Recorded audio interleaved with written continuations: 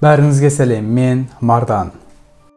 2004 жылы Коста кеме саяхат компаниясы жаңа модельдегі алғашқы кемесіне тапсырыс береді және оны Коста Конкордия деп атайды. Шығынына $570 миллион кеткен бұл кеме ең үлкен кемелер сапында және 290 метр ұзындыққа, 35 метр бойға ие болған бұл кемені саяхат компаниясы әлемнің ең күшті саяхат жасайтын кемесі екеніне сенетін. 2 қабатты спа салоны, 4 бассейні бар. Кеменің ортасында кино көруге арналған үлкен теледидар және отбасылы адамдарға арналған айналмалы ойын ойнау үшін бассейндері бар болатын. Ең жоғарғы қабатта 5 ресторан, 13 бар және кеме 10 қабатты. Бұл кеменің алдында үлкен аула бар еді. Кеме жалпы 4980 адамды көтере алатын және бұл адамдардың 1502 жолаушы, 601 адам әлемнен ұзақ жерде демалуға шыққандар еді. Кеменің капитаны 2002 жылдан бері компанияда жұмыс істеп келген итальяндық Франческо Скайтино болатын. Конкордия негізінде жерорта теңізінде саяхат жасайтын және итальяндық порттарға тоқтайтын. 2012 жылы 11 қаңтарда бұл жағдайды мүлдем өзгертетін оқиға болғанға дейін солай жалғасты. Коста Конкордия 7 күндік саяхатын жерорта теңізінде 2012 жылы 11 қаңтарда Каляриден бастады. Кеме Сицилияда тоқтағаннан кейін Италияның Чивитавекке аймағына айдың 13 күні жұма күні жетіп барды. Күн батқан кезде Сановаға қарай жолға шықты. Ресми жол бойынша кеме Италия мен Жиглио аралы ортасынан өту керек еді. Бірақ кеме сәлем беру мақсатымен аралға қатты жақындап қойды. Бұл әрекет жолаушылардың аралды жақынырақ көруін және сәлем беру әрекеті еді. Бұл саяхат кемелері үшін жаңа нәрсе болмағандықтан Конкордия үшін де жаңалық емес еді. Себебі дәл осындай әрекеттер тек бұл аралдың қасында емес, басқа аралдар қасында да жасалынған болатын. Күн батқан кезде кеме Жиглио аралына жақындап өту әрекетін іске асыруды бастаған еді. Капитан Скетино кешкі асын ішіп отырған кезінде кемені көмекшілері басқарды және аралдан 450 метр қашықтан өтуді бұйырған болатын. Кешкі 9:40-та Коста Конкордия 15 миль тегіс жылдамдығымен жүріп, кері қайтуға дайындалып жатты. Капитан кеменің басына тоқалмен бірге келді. Бұл туралы алдағы минуттарда тағы да айтатын боламын. Капитан мен көмекші арасында кері оралу ротасының қалай болу керектігі туралы келіспеушілік шықты. Келіспеушіліктер нәтижесінде аралдың қасынан айналып өту ротасы болу керек мөлшерден біраз көп еді. Кеме арал маңынан жүріп өту керек болған жолдан жүрмей 650 метр жақын жүре бастады.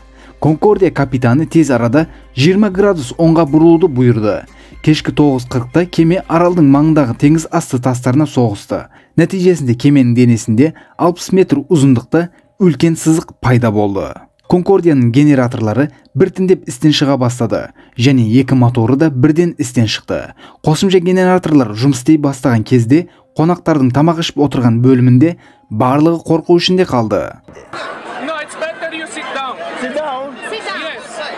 Сағат 9:51-де генераторда ұсақ мәселе туындағаны, бірақ қорқудың қажеті жоқ екендігі және жауапты кісілердің бұл іспен шұғылданып жатқандығы барлық қонақтарға айтылды.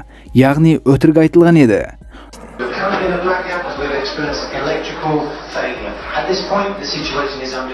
Жолаушыларды тыныштандырып жатқан кезде кеме үлкен соққы алып, соң тарапқа иеле бастады.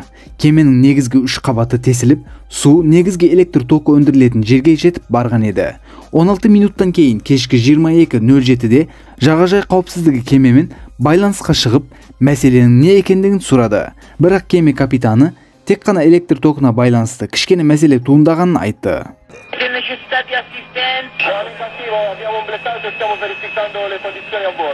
Бұл оқиғалар болып жатқан кезде кеменің 6, 7, 8 төменгі бөліктеріне су толып қалғандығы туралы мәлімет бас инженер тарапынан капитанға айтылған болатын. Кеме бір тарапқа қарай қатты иеле бастады және жолаушылар құтқарушы қайықтарына орналасқан бөлімге қарай бара бастады. Qué raro. No sé qué era. Ay, mamá. Ay, me caigo. Además, ¿qué está subiendo? ¿Qué?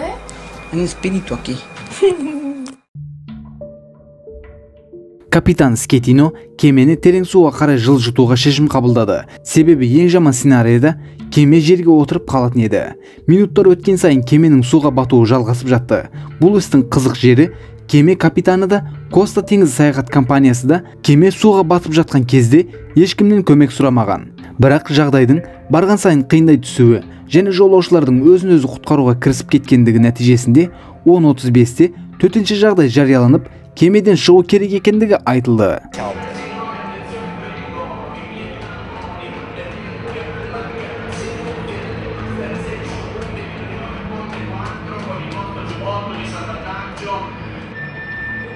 Бірден болған жер тартылыс күші әрі-бері ұшқан заттар. Сол уақытта кемеден жалпы 4000-ға жуық кісінің көшірілуі керек еді.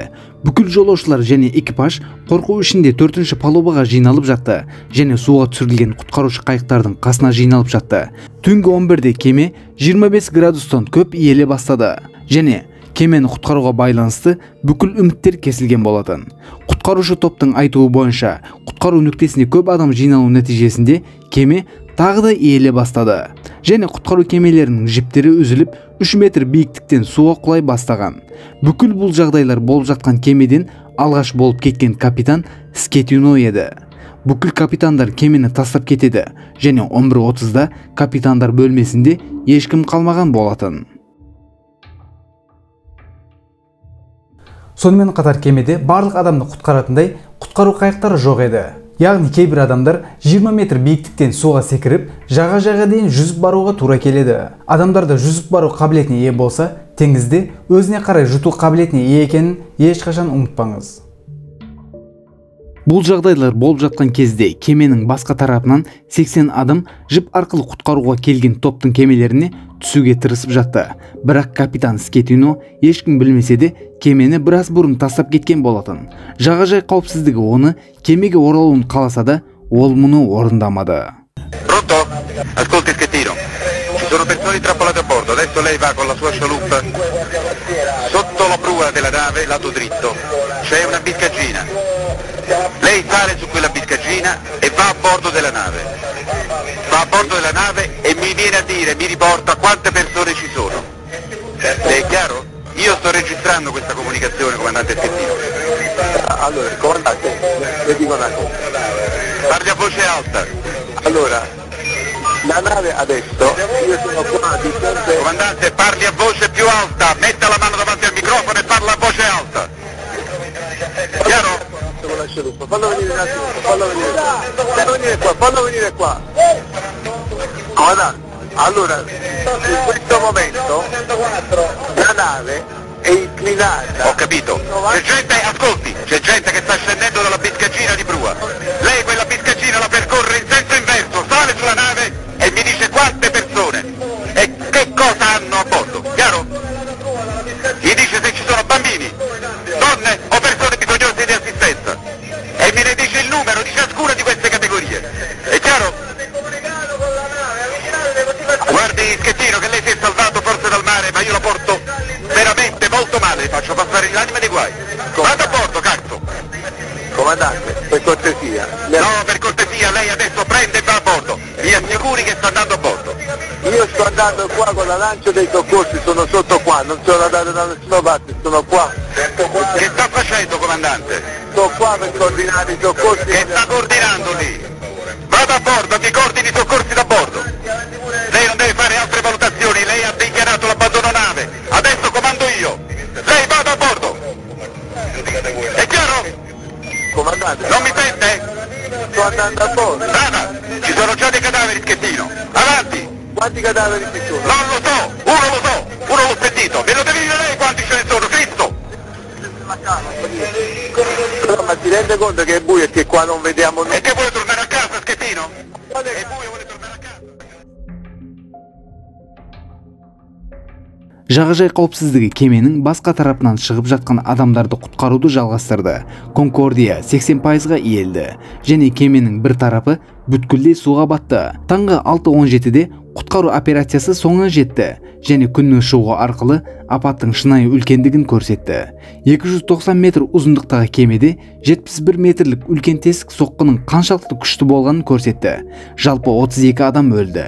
Өлгендердің көбісі су астында қалып қойғанда және кеменің батып кеткен бөлігінде қалып қойғандар болатын. Бұл қорқыныштың қандай нәрсе екенін өзіңіз ойлап қараңыз. Кеменің баспалдағында тұрсыз және тоқ кетіп қалу нәтижесінде кеменің баспалдағында қалып қойдыңыз. Адамдар құтқару бөліміне жүгіріп жатыр, Бірақ ешкім сізге қарап тұрған жоқ. Лифттің есігін сындыруға тырысып жатырсыз. Адамдарға айғайлап жатырсыз, бірақ пайдасы жоқ. Кеме ақырын суға батып жатыр. Заттар ұшып жатыр. Адамдар шокта, және сізде бұл жабық құтының ішінде өлімді күтіп отырсыз. Өлген адамдар денесі кеменің төменгі бөліктерінде табылды.